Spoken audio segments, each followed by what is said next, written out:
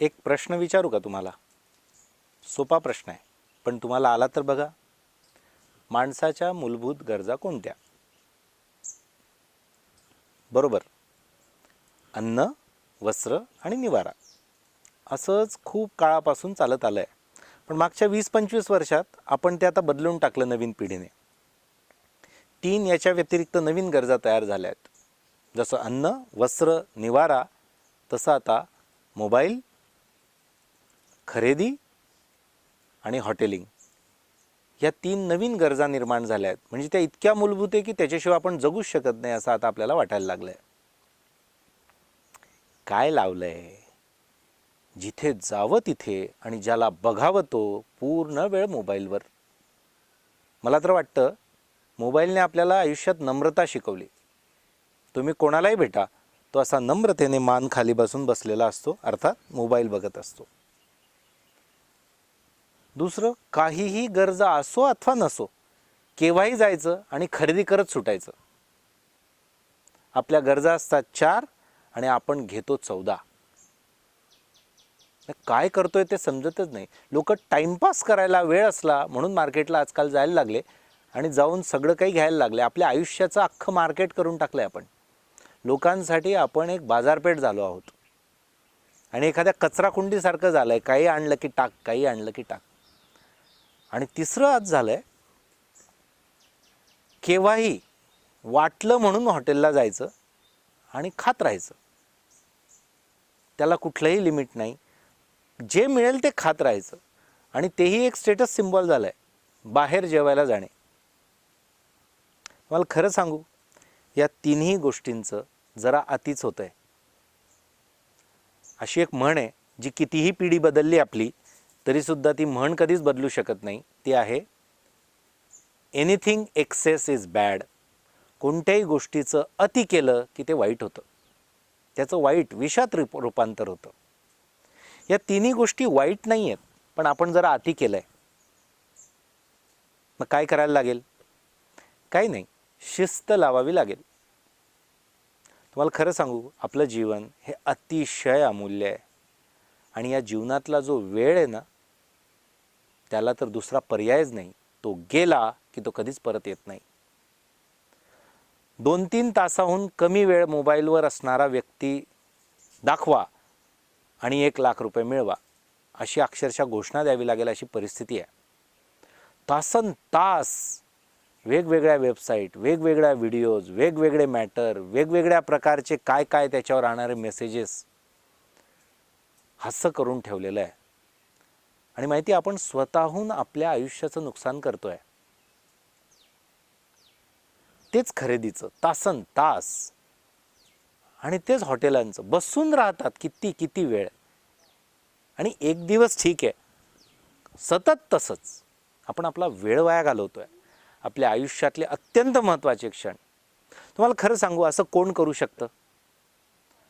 ज्या व्यक्तीला त्याच्या आयुष्यात ध्येय नाही, स्वप्न नाही, पॅशन नाही, तोच टाइमपास करू शकतो. मी माझं उदाहरण तुम्हाला देतो. मी या तिन्ही गोष्टी करत नाही असं नाही आहे, पण असा अतिरेक नाही. तासन तास एंटरटेनमेंट, तासन तास खरेदी, तासन तास खाणं. खरं सांगू, काय करायला लागेल? एकच गोष्ट करावी लागेल, ह्या सगळ्यांना शिस्त आणावी लागेल. पाण्याचं कसं माहिती आहे ना, ते जर मोकाट सुटलं तर ते कोणाच्या उपयोगाचं नाही आणि नाहीसं होतं. त्यालाच व्यवस्थित बंधनं आणली, शिस्त लावली, बांध लावले तर ते योग्य ठिकाणी योग्य पद्धतीने पोचतं, उपयोगी ठरतं. म्हणून किती वेळ मोबाईल वापरायचा, कोणत्या वेळेस वापरायचा, कशासाठी वापरायचा, याचे लेखी नियम तयार करा. विशिष्ट वेळेसच तो वापरायला पाहिजे. पूर्ण वेळ ऑनलाईन राहण्याची काहीही आवश्यकता नाही. तुम्हाला हे माहिती आहे ना, तुम्हाला पंतप्रधान किंवा मुख्यमंत्री किंवा टाटा हे कोणीही फोन करणार नाही आहे मार्गदर्शनासाठी, काहीही काम नाही. आपल्या स्टुडंटला तर कोणाचाच फोन येणार नाही, मी तुम्हाला खरं सांगतो. मग काय करायचं? काय नाही, सकाळी एकदा सुरू करायचा, दुपारी एकदा सुरू करायचा, रात्री एकदा सुरू करायचा आणि तोही 10-10 मिनिटे. तुम्हाला खरं सांगू, प्रेरणादायी व्हिडिओही तेवढेच बघितले पाहिजे. हजारो बघून उपयोग नाही आहे. 5-10 बघा आणि त्यानुसार तुमच्या आयुष्यात बदल करता आला तर त्याचा उपयोग आहे. तुम्ही हजारो बघाल आणि कराल काहीच नाही, करायला वेळच नाही, कारण ते बघणं सुरू आहे. उगाचचे मेसेज पाठवू नका, काही कोणाला विश करू नका, प्रत्यक्ष बोला वाटलंच तर. कोणतेच मेसेज फॉरवर्ड करू नका. अति महत्त्वाचे, अतिशय उपयुक्त खरंच असणारेच सिलेक्टेड करा. बघा तुमचा वेळ वाचायला लागेल. फुकट आहे म्हणून भरपूर बोलू नका. किती सोपी गोष्ट आहे. आपल्या देशाला ही सवय लागली आहे. फुकट असलं की काही वापरायला तयार आहोत आपण. हेलिकॉप्टर पण आणायला घरी आपण कमी करणार नाही.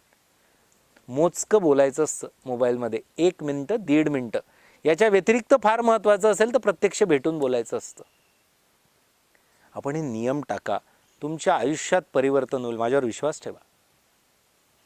आजपासून मोबाईलला शिस्त लावा, नियम ठरवा आणि ते सगळ्यांना सांगा. सगळे मिळून ठरवा आणि ते पाळा. कोणाच्या तरी हातात त्या नियमांची दोरी द्या. आपण स्वतःला असं फार शिस्त लावू शकत नाही, आपल्याला सवय नाही. आणि पक्के पाळा. दुसरं, हॉटेलला जा, खा, पण जरा चांगल्या पद्धतीचं, क्वालिटीचं असणारं, आणि महिन्यातून 1दा 2दा खूप झालं. आणि तुम्ही तसं नाही केलं तर होणार काय नाही. स्पष्ट बोलू, लवकर मराल. तुम्हाला जीवन प्यारं नाही का तुमचं? काळजी घ्या. आणि तिसरी गोष्ट, किती खरेदी करतात त्यालाही नियम लावा. मला कपडे किती हवे, चपलांचे जोड किती हवे, बॅग किती हव्या, माझ्याकडे वस्तू किती हव्या, माझ्याकडे मोबाईल किती हवे, मी जे जे काही वापरतो खरंच मला किती गरज आहे.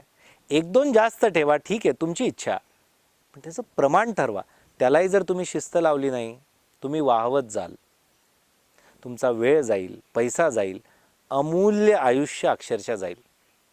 कारण या गोष्टींमध्ये अडकून पडल्यामुळे आपण खरंच जीवनामध्ये जे निर्माण केलं पाहिजे, जे आपण खरंच काहीतरी शोधून काढलं पाहिजे, कुठेतरी खूप मोठी गोष्ट निर्माण केली पाहिजे, याच्याकडे लक्षच नाही आहे. साधारण काहीतरी जगणं चाललं आहे आणि तेवढ्याच गोष्टींमध्ये घुटमळत पडलो आहे. यावर विश्वास ठेवा. आजपासून या 3-4 गोष्टींना, जे जे तुमच्या जीवनात एक्सेस आहे त्याला शिस्त लावण्याचा प्रयत्न करा. आणि मग शोधा की मी माझ्या आयुष्यात अजून काय करू शकतो, अजून काय एक्सप्लोअर करू शकतो. तुम्हाला बघा नवीन जीवन मिळेल. यावर विश्वास ठेवा. मी हे पाळण्याचा पुरेपूर प्रयत्न करतो आणि त्याचा फायदा मला होतो आहे. आणि आपण फ्रेंड्स आहोत, आपण सगळे एक आहोत, म्हणून हे तुमच्याबरोबर शेअर करतो आहे. करा आणि मला त्याची प्रतिक्रिया नक्की पाठवा. मी वाट बघीन. All the best.